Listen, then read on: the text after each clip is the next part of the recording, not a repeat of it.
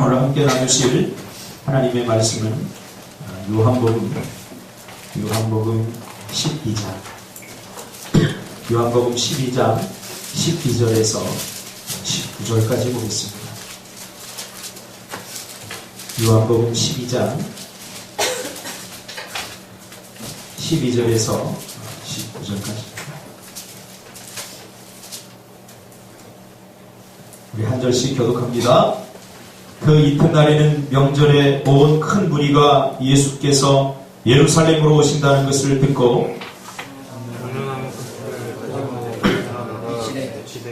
하나 찬송하리로다. 주의 이름으로 오시는 이 곧 이스라엘의 왕이시여 하더라. 예수는 한 어린 나귀를 보고 다시 이는 기록된 바 시온 따라 두려워하지 말라. 보라 너희 왕이 나귀 새끼를 타고 오신다 함과 같더라. 제자들은 처음에 이 일을 깨닫지 못하였다가 예수께서 영광을 얻으신 후에야 이것이 예수께 대하여 기록된 것임과 사람들이 예수께 이같이 한 것임이 생각나더라. 나사로를 무덤에서 불러내어 죽은 자 가운데서 살리실 때에 함께 있던 우리가 증언한지라. 다같이 이에 우리가 예수를 맞으면 이 표적 행하심을 들었습니다. 아멘. 할렐루야. 아멘. 오늘 이 말씀 중심에서 그들은 왜 예수님을 환영하며 맞이했나? 그들은 왜 예수님을 환영하며 맞이했나? 라는 제목으로 하나님 말씀 증거하겠습니다. 오늘은 기독교 절기상 모든 교회들이 종료주일로 지키는 그런 종료주일입니다. 제가 거듭해서 말씀드리지만 우리가 절기를 지키는 이유, 절기를 주신 목적, 우리가 그것을 분명히 알아야 됩니다. 절기를 주신 목적은 기억하고 잊지 말라는 겁니다. 우리는 너무나 자주 잊어버리고 망각하는 그런 존재들입니다. 우리가 하나님의 은혜를 잊어버리는 순간 하나님의 은혜는 우리 안에 더 이상 머물러 있지 않습니다. 우리가 하나님의 은혜를 잊어버리는 순간 우리 입술로는 불평과 원망이 쏟아져 나오면서 하나님께서 우리에게 주신 감사한 것들 다 잊어버리게 됩니다.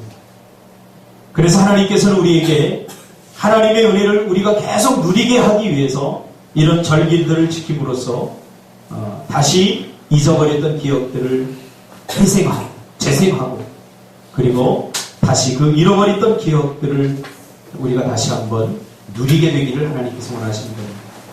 이스라엘의 위기는 항상 망각에서 비롯됐습니다. 우리가 불평하고 우리의 삶에 만족하지 못하고 자족하지 못하고 불평하고 원망할 때 우리는 우리 자신들을 돌아봐야 됩니다. 하나님의 은혜가 내 마음속에서 떠나갔다. 하나님이 우리에게 주신 것들이 얼마나 많은데 그 주신 것에 대한 감사를 하지 못하고 불평과 원망을 쏟아낼 때는 우리는 망각하고 있다는 사실을 늘 기억해야 됩니다. 그래서 잊으면 고통당하고 잊으면 다시 뼈아픈 삶을 반복할 수밖에 없는 거죠. 잊어버리면 우리는 다시 고통당하게 됩니다. 그것이 성경이 우리에게 보여주는 그러한 역사입니다. 잊으면 다시 내가 직면하고 싶지 않은 뼈아픈 과거들, 뼈아픈 고통들을 다시 반복할 수밖에 없는 것이 바로 우리의 삶인 거죠. 그래서 하나님께서는 우리를 위해서 절기라고 하는 은혜를 주셨어요. 잊을만 하면 그 절기를 지킴으로써 다시 기억해내는 것. 잃어버렸던 감사가 회복되고 잃어버렸던 은혜들을 회복시키고 우리가 누리기 위해서 하나님께서는 우리에게 절기를 주신 거죠. 그러면 우리가 종료주일을 맞이하면서 종료주일에 우리는 무엇을 잊지 말고 기억해야 될까? 우리가 잊지 말아야 될 하나님의 은혜가 무엇인가? 함께 살펴보면서 우리가 이 종료주일에 망각하기 쉬운 것이 무엇인가를 우리가 다시 한번 생각하면서 은혜를 나누려고 합니다. 이 종료주일은 겉으로 보기에는 예수님께서 예루살렘으로 들어가신 것을 기념하는 날입니다. 그렇죠? 틀린 말은 아닙니다. 그러나 그것이 전부가 아닙니다. 예루살렘으로 예수님께서 들어간 것이 왜 그렇게 중요한가? 그 이유를 우리는 알아야 됩니다. 도대체 예수님께서 예루살렘으로 들어간 것이 왜 그렇게 중요해서 우리가 종료주일이라고 그렇게 하고 이 종료주일을 지켜야 되는가? 예루살렘으로 예수님께서 입성하신 것은 자발적으로 누가 시켜서 그런 것이 아니라 하나님께서 계획하시고 준비하시고 예비하신 그 일을 예수님께서 자발적으로 들어간 것입니다. 왜 들어갔어요? 죽으러 들어간 거죠. 십자가에 달려 죽으러 들어가셨는데 억지로 들어간 게 아닙니다. 누가 시켜서 들어간 것도 아닙니다. 우리의 죄를, 우리의 인생의 문제를 해결해 주시기 위해서 예수님께서는 스스로 자발적으로 자기 목숨을 내어주기 위해서 예루살렘으로 들어간 거죠. 여러분, 그런 사람이 어디 있겠습니까? 자기가 죽는 줄 뻔히 알면서 그 길을 가는 사람이 세상에 얼마나 많이 있겠습니까? 예수님은 이 안에서, 예루살렘이라고 하는 이 공간 안에서 어떤 일이 일어날지 예수님은 잘 알고 있었죠. 그곳에 들어가면 배신과, 제자들의 배신과, 그리고 수많은 군중들이 자신을 떠나갈 것이고, 그곳에서 멸시를 당하고 치욕적인 대접을 받고, 그리고 침뱉음을 받고, 온갖 모욕과 수치를 다 받고, 그리고 죽임을 당할 것을 예수님은 알면서도 그 고난의 불구덩이 속으로 예수님께서는 뛰어드신 것입니다. 우리는 너무나 약삭빠르고 자기중심적이어서 자기가 손해볼 일 잘 안 하지 않습니까? 하물며 누구를 위해서 죽는다는 것은 불가능합니다. 누구를 위해서 요만한 희생도 하지 않으려고 하는 우리는 이 예수님의 자발적인 헌신, 이 자발적인 고난을 잘 이해를 하지 못하죠. 그래서 세상 사람들은 이러한 사람들, 예수님의 이 모습을 닮은 사람들을 가리켜서 뭐라 부릅니까? 바보다, 멍청이다. 그래서 속고 바보라고 하고 멍청이라고 합니다. 그러나 우리의 기독교 역사 속에서 가장 복음이 왕성하게 전해질 때, 가장 그리스도인들이 강력한 스피리추얼 파워를 가지고 살아갈 때는 바보였을 때입니다. 바보였을 때. 오늘날 우리 그리스도인들은 너무나 약삭빠르고 너무나 머리가 좋아졌어요. 너무나 머리가 비상해요. 너무나 많이 알아요. 세상 사람들이 잘 속지 않아요. 근데 오히려 반대로 교회의 힘은 더 약화되고 있습니다. 왜 그래요? 그리스도인들의 힘은 어디서 나오는지 우리는 분명히 깨닫게 됩니다. 자발적으로 자신의 목숨을 내어주고 섬김을 받는 것이 아니라 섬기려 할 때, 세상 사람들이 우리를 기꺼이 이용할 때, 세상 사람들이 우리를 바보 취급할 때, 우리가 가장 약할 때 하나님은 우리를 위해서 가장 강하게 역사하시기 때문입니다. 그래서 역사 속에서 하나님의 백성들이 가장 바보스러울 때, 그때가 복음이 가장 확산될 때. 초대교회를 보세요. 오른뺨을 때리면 왼뺨을 돌려댔어요. 내 것 없이 다 나눠줬어요. 내가 한 달 동안 열심히 일해서 200만 원을 벌었는데 자기를 위해서 쓴 게 아니라 옆집 사람 병원비 대주고 다 썼어요. 그 세상 사람들이 보면 이거 바보스러운 짓이죠. 근데 초대교회의 그 시절에 복음이 가장 확산됐고, 그때가 가장 하나님의 역사가 강력하게 나타났던 때입니다. 오늘 우리는 너무나 똑똑합니다. 그래서 잘 속지 않아요. 속아주지도 않아요. 그런데 오늘 우리 삶의 현실을 보면 그래서 복음이 약화된 것 같습니다. 예수님은 자신의 죽음을 고상하게 포장하기를 원하지 않았습니다. 그저 사람들의 이기심과 욕심에 자신을 다 내어던진 거죠. 야, 너희들 나를 내어줄 테니까 너희들 나를 아무렇게 놔라. 신이신 하나님께서 인간의 몸을 입고 이 땅에 오셔서 우리 인간들에게 자신을 다 내어 던져준 거죠. 우리는 가끔 우리 자신들이 내어 던진 것 같은 것을 느낄 때 있지 않습니까? 그렇죠? 예전에 제가 친구들이 나를 이렇게 험담하는 걸 제가 봤어요. 굉장히 친했던 친구들인데 잠시 내가 자리를 비운 사이에, 여러분 자리 비우면 안 됩니다. 자리를 비운 사이에, 오늘 새벽에도 무슨 일이 있었죠? 자리를 비운 사이에 이 친구들이, 믿었던 친구들이 나를 험담하는 거예요. 나에 대해서 이야기하는데 마치 그 사나운 늑대가 그 짐승을 막 물어뜯듯이 나를 물어뜯는 거예요. 그걸 내가 들었어요. 그 소리를 내가 계속 듣고 있었어요. 못 참겠더라고요. 못 참겠더라고요. 그래서 어떻게 했겠습니까? 그때는 내가 본 어게인 하지 않았을 때라, 거듭나지 않았을 때라, 그 친구를 되게 패버렸어요. 이 새끼들 없을 때 흉가? 제일 나쁜 놈이야. 내가 뒤지게 한 1년 동안 괴롭혔다.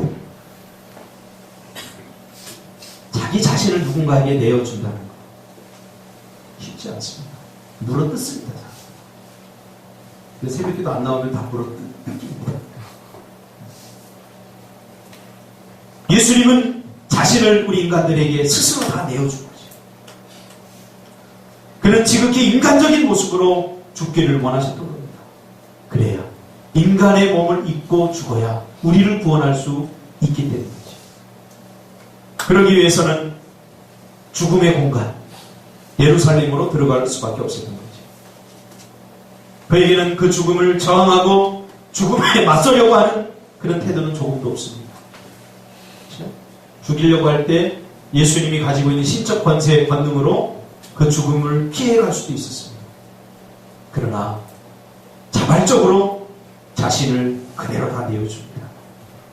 이사야 선지자는 이 모습을, 이 예수님의 모습을 이미 700년 전에 도살장에 끌려가는 어린 양이다, 이렇게 묘사하고 있습니다. 도살장에 끌려가는 어린 양처럼 그렇게 무기력하게 모든 것을 할 수 있었던 예수님이지만, 그러나 무기력하게 예루살렘으로 스스로 자발적으로 걸어 들어간 것이죠. 자, 그러자 길가에 서 있던 수많은 군중들이 호산나를 외치면서, 우리를 구원하소서 이렇게 외치면서 군중들이 환호합니다. 그러면서 주님의 이름으로 오시는 이여 이스라엘의 왕이시여, 종려나무 가지를 꺾어 들고 흔들면서 환호합니다. 자, 그러면 군중들은 도대체 무엇 때문에 이렇게 예수님께서 예루살렘에 입성하는 것을 기뻐하고 환호했을까? 우리가 생각하는 것처럼 그렇게 고상한 의미로서 예수님을 환영한 것이 아니라, 이스라엘의 역사가 가장 외침을, 침략을 많이 받았던 나라가 바로 이스라엘입니다.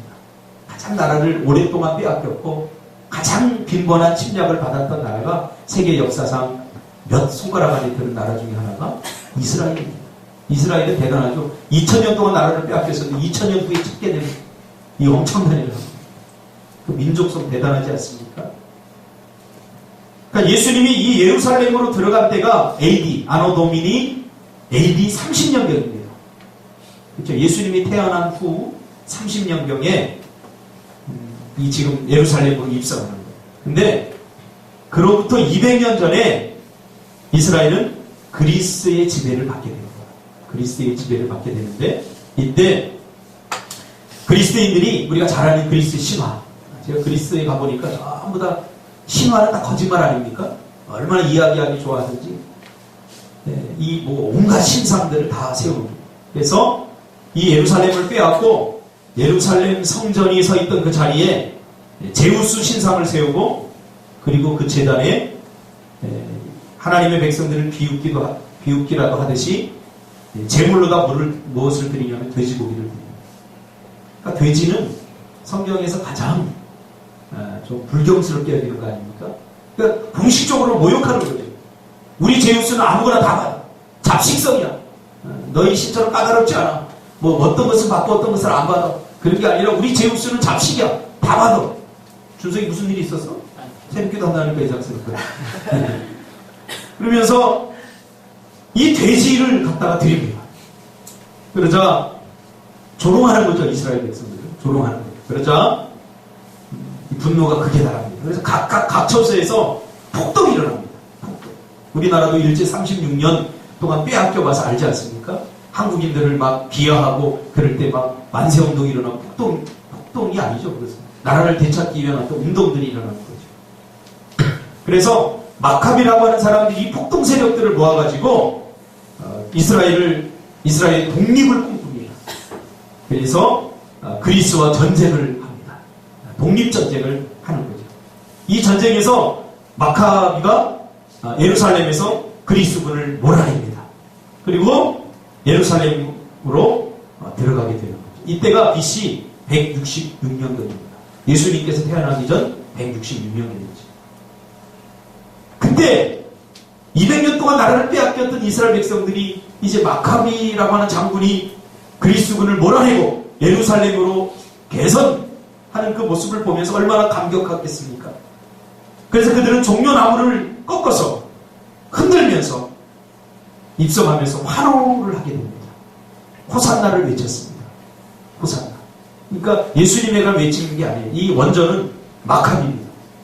제가 이스라엘에 가보니까 마카비가 항전했던 그 흔적들이 다 남아있더라고요. 결국은 로마에게 이제 빼앗기면서 마지막 그 하스비안 왕조죠. 하스비안 왕조가 마지막으로 그 항전했던 곳을 제가 가봤어요. 와, 대단하더라고요. 우리는 꼭 한번 거기 가볼 필요가 있어요. 그러니까 이 마카비 장군이 그리스군을 몰아내고 예루살렘으로 들어가니까 야, 이제는 우리가 독립이 왔다. 그동안 그리스에게 억눌렸던 우리 민중들이 호산나를 외치면서 이 종려나무 가지를 꺾어서 흔들면서 그렇게 환호를 합니다. 그리고 하스비안 왕조는 100년 동안 이제 독립 상태를 유지하게 됩니다. 그런데 BC 63년에 다시 로마에 의해서 나라를 빼앗기게 되죠.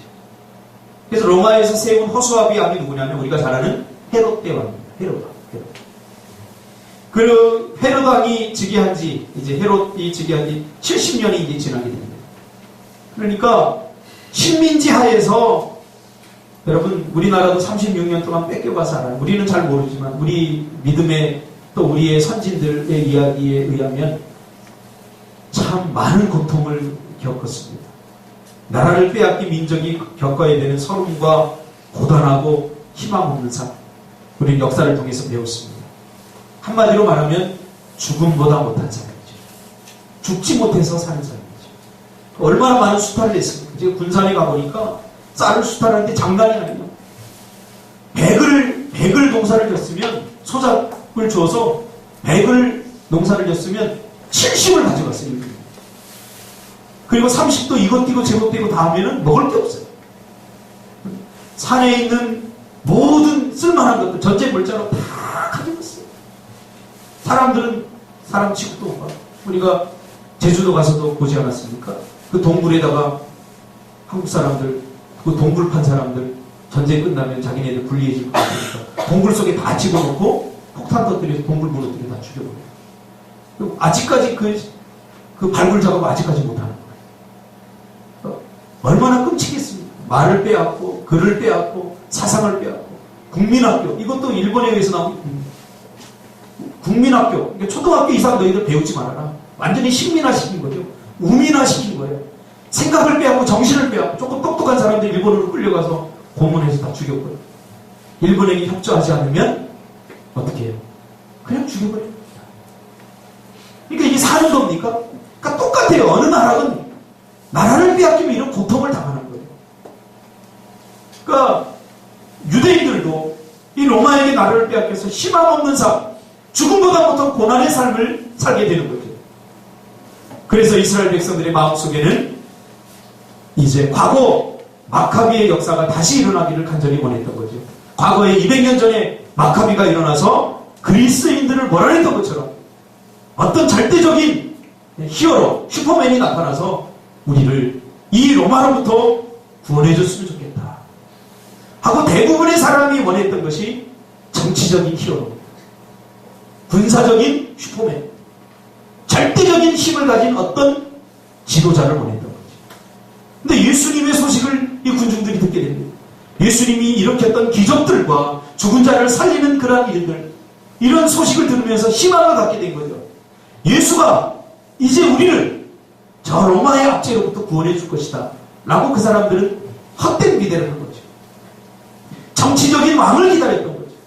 자신들의 현실의 문제와 자신들이 직면하고 있는 이 고통스러운 삶에서 누군가가 이 자유를 주기를 원했던 거죠. 그렇죠? 그런데 예수가 왕이라고 하고 유대인의 왕이라고 하고 그분이 이제 예루살렘으로 들어온다고 하니까 또 다른 마카비가 오는구나 하고 사람들이 종려나무 가지를 꺾어서 우리를 구원하소서 하면서 외쳤던 겁니다.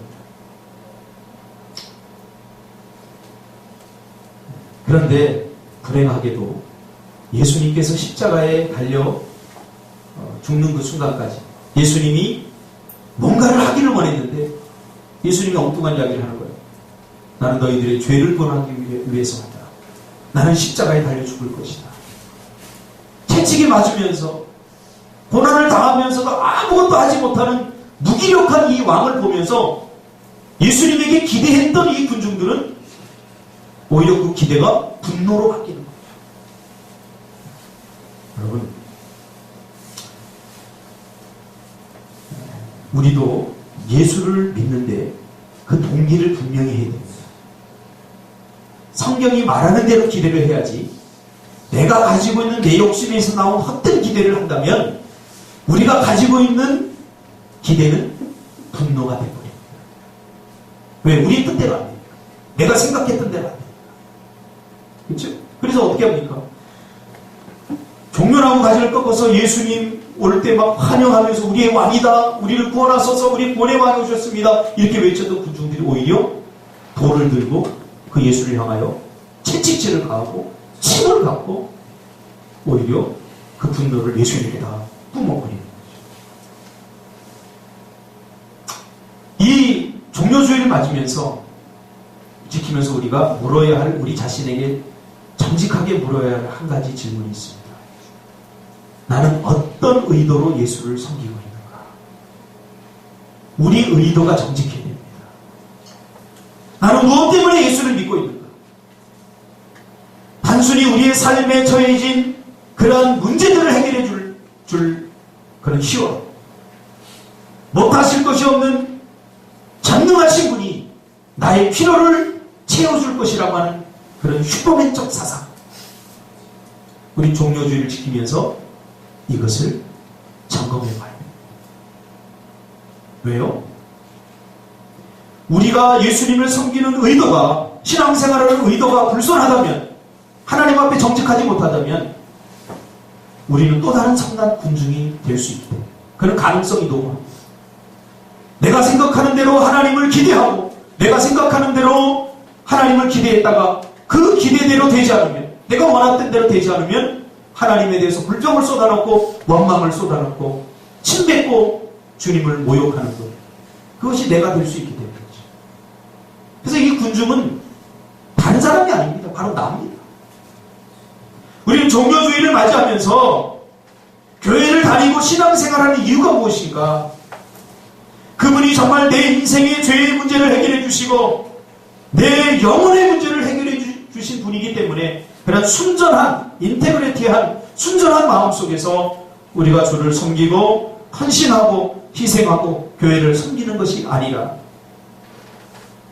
거기에 불순한 의도가 있다면 단순히 하나님을 섬기는 것이 내가 직면한 삶의 문제를 해결해 주실 것입니다. 그리고 내가 하지 못하는 일을 그분은 할 수 있기 때문이라고 하는 이런 단순한 기대에서 믿음이 시작된다면 우리는 또 다른 군중이 아닐 수가 없는 거죠. 그러므로 신앙은 나의 기대와 바람 이전에 예수님의 목적이 먼저입니다. 나의 원트, 나의 원함, 나의 뜻, 나의 꿈, 그것을 실현하기 전에 먼저 하나님의 뜻이 먼저입니다. 그렇지 않으면 우리가 좌절하게 되어 있습니다. 제가 분명히 성경 공부하면서 어떤 청년이 저한테 그렇게 질문했어요. 신앙생활 하면서 나의 꿈을 이루기가 불가능한 것 같습니다, 목사님. 저한테 분명히 이야기했어요. 그래서 그것에 대해 제가 설명을 해줬더니 결국은 아직 해답을 찾지 못한 거예요. 교회 안 나오는 거예요. 솔직한 고백 아닙니다.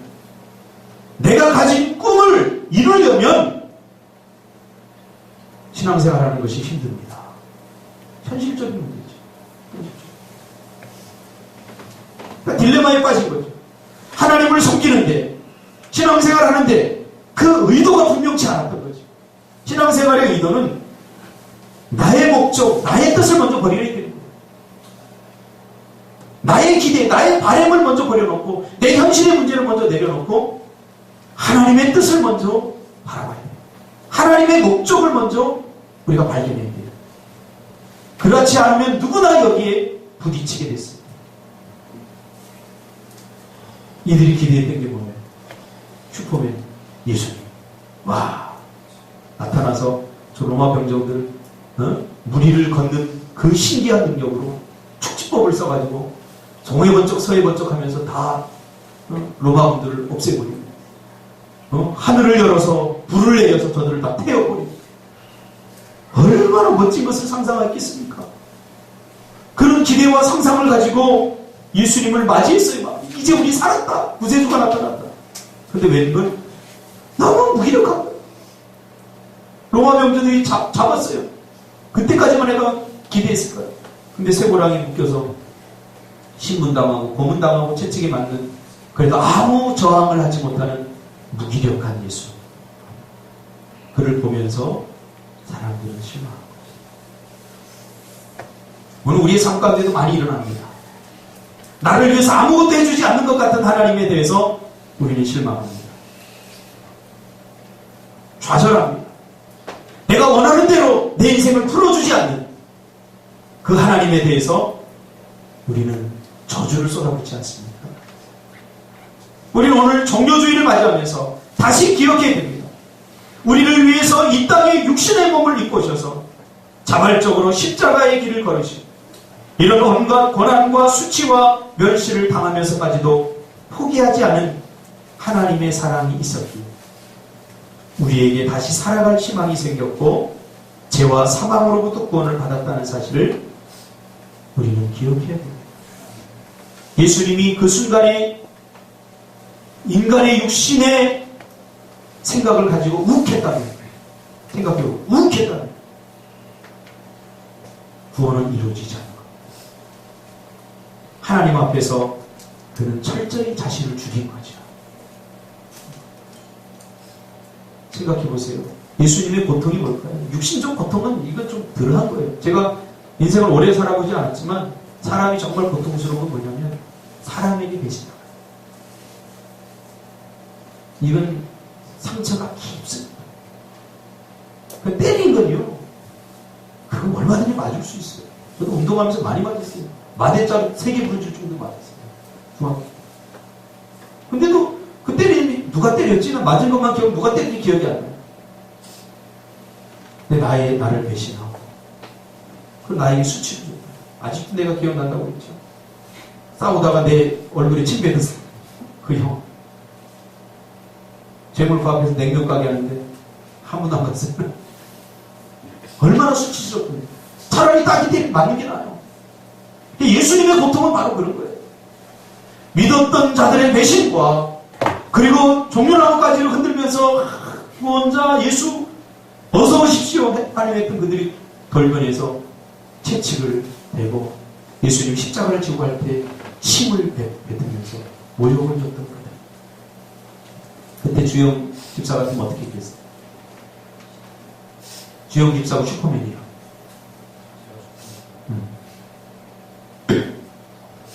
다 없애버립니다. 슈퍼파워! 불을 내려주시고 다 쓸어버리겠죠. 나같으면 그랬어요. 그러면 우리는 구원받을 수 없는 거예요. 우리는 구원받을 수 없어요. 자, 누군가를 살리려면 내가 이런 고난을 겪어야 돼. 이런 수치를 겪어야 돼. 내가 죽지 않으면 다른 사람은 절대 살릴 수 없어요. 내가 죽으면 매일매일 나를 죽여야 돼. 그래서 예수님께서는 죽인 거예요. 저는 다음 주 특세를 준비하다가 정말 너무 많은 은혜 받는 구절이 있어요. 그게 뭐냐면 저는 예수님이 우리를 위해서 죽었다 하는 것에 정말 은혜를 많이 받았었어요. 지금까지.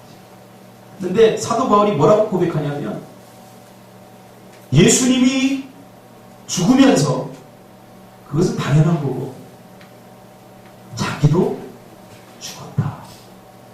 예수님이 죽은 것은 자기를 죽게 하기 위함이다. 그런 고백을 특세 때 제가 자세히 설명합니다. 그게 너무 은혜가 돼요. 우리 신앙생활이 힘들고 우리 인생이 고달픈 이유가 뭡니까? 괜히 말 한마디 하면 상처받았다 그러고 갈등이 생기고 문제가 생기는 이유가 뭡니까? 내가 살아있기 때문 아닙니까? 이 준석이 더럽게 못생긴 놈아, 한글서 내 안에서 뭔가 솟구치지 않습니까? 지는 잘생겼나? 이 교회 계속 다녀야 돼 말아야 돼. 내가 살아있기 때문에. 내가 살아있기 때문에 뭔가 저항하고 그런 리젝션이 오면, 거절감이 오면 분노가 생기고 상처가 생기고 아픔이 생깁니다. 그러나 예수님은 온몸으로 그 고난을 겪어내시면서 상처가 생기지 않아요. 그 길을 묵묵히 걸어가는 거죠. 이런 예수님의 자발적 고난, 자처하는 고난, 스스로 희생을 겪음으로 우리가 살아나게 됩니다. 할렐루야. 그래요. 부모가 죽으면 자식이 살아납니다. 우리 정호수 집사님 보니까 참 작년 그 후년 보니까 정말 내가 생각하기도 고달픈 삶이었어. 뭐 위로가 안 돼. 누가 위로가 안 돼. 전방향적인 고난. 그러나 참아내고 인내하고 기다리더라. 그러니까 요즘 좀 살만하죠. 병원이 잘한다고 그래. 병원이 페이스북에 올리고 보니까 자기가 꿈꾸던 일 하고 돌리는 거 막 이렇게 하면서 막 그 행복한 모습이 기계에 뜯어놓고 이거 드릴로 이렇게 돌리고 있더라고요. 너를 살리려면 내가 죽어야 돼. 우리를 살리려면 내가 죽어야 돼. 그러나 우리의 삶의 현실 속에서는 내가 살기 위해 너를 죽여야 돼요. 그렇죠? 우리가 살기보다 내가 먼저 살아야 되는 그런 척박한 삶의 현장입니다. 그래서 주님은 우리에게 먼저 보여주신 거예요. 자, 봐라. 내가 죽으면 너희들이 살아난다. 그 예수님께 죽으셨어요. 그래서 우리를 살리신 거예요. 우리는 이 길을 따라가야 됩니다. 우리가 이 은혜를 기억해야 됩니다. 종려주의를 맞이하면서 이 군중은 얼마든지 자기의 유익에 따라서 변할 수 있지만 우리는 변해서 합니다. 평생 교회에 여러분 뼈를 묻으시기 바랍니다. 어디 교회에? 하나님이 여러분에게 주신 사명의 입장. 환경과 처지에 따라서 왔다 갔다 하는 게 아니라 예수님처럼 자발적인 고난, 자발적인 희생, 헌신을 통하여 기꺼이 자기를 죽일 때 우리 주변 사람들이 살아납니다. 내가 죽으면 우리 부모님들이 삽니다. 내가 죽으면 우리 교회가 삽니다. 이제 같이 해봅시다. 나는 죽었다. 죽었어요. 산척하지 마세요. 알았어? 못생긴 준서가? 묻잖아. 되게 확실히 죽은 거예요. 살아있으면 얼굴이 인상을 이렇게 있어요. 다시 한번 합시다. 나는 죽었다. 산척하지 말자. 죽었어? 내 자아가 십자가에 못 박혀 죽었어. 내 자존심 다 죽었어. 알았어, 히업이?